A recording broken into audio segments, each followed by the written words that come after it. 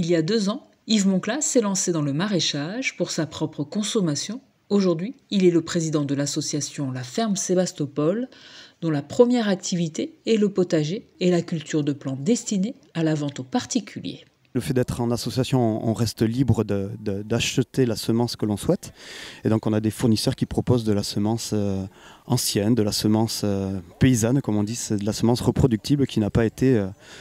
l'homme n'est pas intervenu. Voilà. Donc en effet, on profite simplement, ces semences sont semées dans du terreau de qualité qu'on a choisi et sélectionné également. Pas de produits. Donc on parle de légumes, de plantes, de légumes nature. Voilà, plantes de légumes paysans, on va pouvoir garder nos semences pour ressemer l'année suivante. Installé à Souston sur une parcelle de 7000 m², bordée d'un côté par la piste cyclable Souston-Azur et de l'autre par le chemin du Tuc de Bar, la ferme Sébastopol respecte la nature en cultivant légumes et plants sur sol vivant et sans produits phytosanitaires. On copie la forêt, voilà, c'est les grands principes permaculturels. On respecte le sol et donc par ce respect du sol, toujours à couvert, protégé du soleil, la vie s'installe. C'est des milliards d'organismes dans une poignée de terre.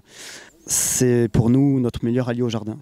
Grâce à ce sol vivant, ce sol qui ne recevra plus jamais de chimie, il est simple pour nous de faire du légume. La vie fait le légume. On se contente juste pour nous de le planter dans ce sol, voilà, extrêmement riche. L'association compte une 60aine de bénévoles et quelques 160 adhérents de tous âges, séduits par la philosophie d'Yves et sa volonté de faire de la ferme Sébastopol un lieu de vie et de partager savoir. Je crois que les gens prennent conscience qu'il faut revenir peut-être à l'essentiel, qui est la culture et le partage et l'entraide. Et c'est la base de la vie. Je crois que c'est la société de maintenant qui ramène les gens à la base. Voilà. Et ce projet est fantastique pour ça parce qu'il réunit toutes sortes de gens dans un petit village. Il y a même des gens qui viennent d'autres régions. Voilà, c'est très collaboratif et on a besoin de tout ça, quoi. Il n'y a pas que le jardin, il y avait aussi le fait que ce soit une école de vie intergénérationnelle, où on pouvait se retrouver avec des enfants, avec des plus anciens, avec des savoirs différents, de pouvoir partager tout ça. Et aussi, justement, les granges, ouvrir les granges aux ateliers, ce qu'on va faire à partir du mois de mai, pour qu'on puisse proposer aux uns et aux autres de découvrir des passions.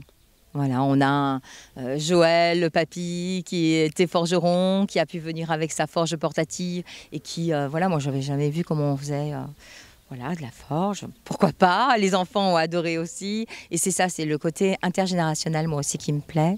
Et puis de se retrouver avec des idées communes, voilà, parmi des gens qui pensent vraiment que c'est possible de se nourrir autrement.